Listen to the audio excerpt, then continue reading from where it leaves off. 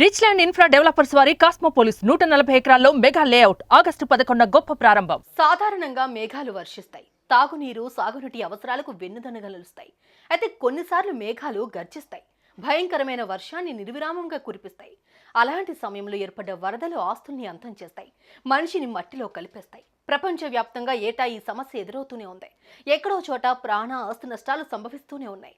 ఆస్తుల్ని అంతగా ఈజీగా కాపాడలేం, కానీ ప్రాణాలని రక్షించే పరికరాల కోసం నిరంతరాయంగా పరిశోధనలు సాగుతున్నాయి. అలాంటి ఓ ప్రయత్నమే ప్రజల మధ్యకు వచ్చింది. విజయవంతమైన ఫలితాలను ఇస్తోంది. ఇంతకీ ఏమిటది?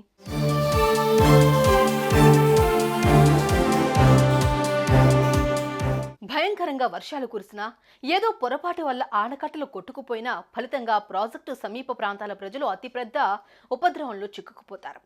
ఉన్నట్టుండి పెరిగిన వరద ప్రవాహంతో ప్రజలు కొట్టుకుపోతారు. అలా కొట్టుకుపోతున్న వారిని కాపాడాలంటే ఎన్డీఆర్ఎఫ్ బృందాలు అత్యంత వేగంగా రంగంలోకి దిగాలి. నది మధ్యలో చిక్కుకున్న వారిని కాపాడాలంటే హెలికాప్టరో ముందుకు కదలాలి. ఇవన్నీ సిద్ధమయ్యే లోపల మనిషి కొట్టుకుపోవడం, ప్రాణాలు కోల్పోవడం జరుగుతూనే ఉంది. ఈ క్రమంలో అది పల్లె కావచ్చు, పట్టణం కావచ్చు, అర్జెంటుగా కొట్టుకుపోతున్న వారి దగ్గరికి వెళ్ళి వారిని ఒడ్డుకు లాక్కొచ్చి ఓ చిన్న పరికరం కనుక్కుంటే ఎలా ఉంటుంది అన్న ఆలోచనలోంచి ఓ మినీ వెహికల్ తయారైంది. దీని ఇండియన్ రెస్క్యూ అకాడమీ అనే సంస్థ అభివృద్ధి చేస్తుంది. అది ఎలా పనిచేస్తుందంటే,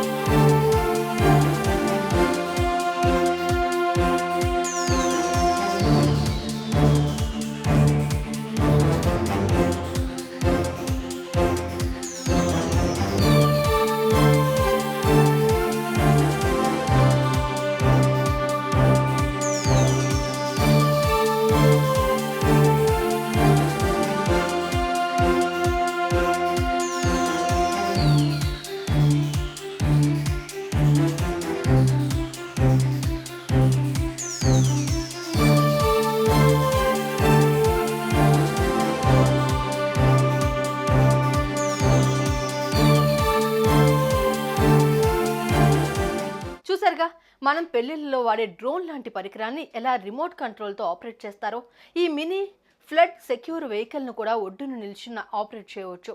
ప్రవాహం కంటే వేగంగా ముందుకు కదిలి కొట్టుకుపోతున్న వ్యక్తిని చేరుకోవచ్చు.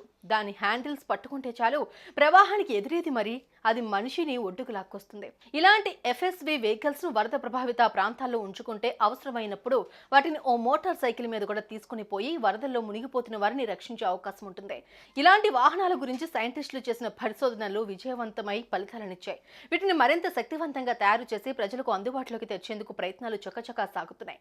నదీ తీర ప్రాంతాల్లో, సముద్ర తీర ప్రాంతాల్లో, వరద ముంపు బారిన పడే పల్లెల్లో ఒక్కో ప్రాంతంలో 2-3 చొప్పున ఉండేలా చర్యలు తీసుకుంటే వరదల వల్ల ప్రాణాలు కోల్పోయే వారి సంఖ్యను తగ్గించే అవకాశం ఖచ్చితంగా ఉంటుందంటున్నాయి ఎన్డీఆర్ఎఫ్ వర్గాలు.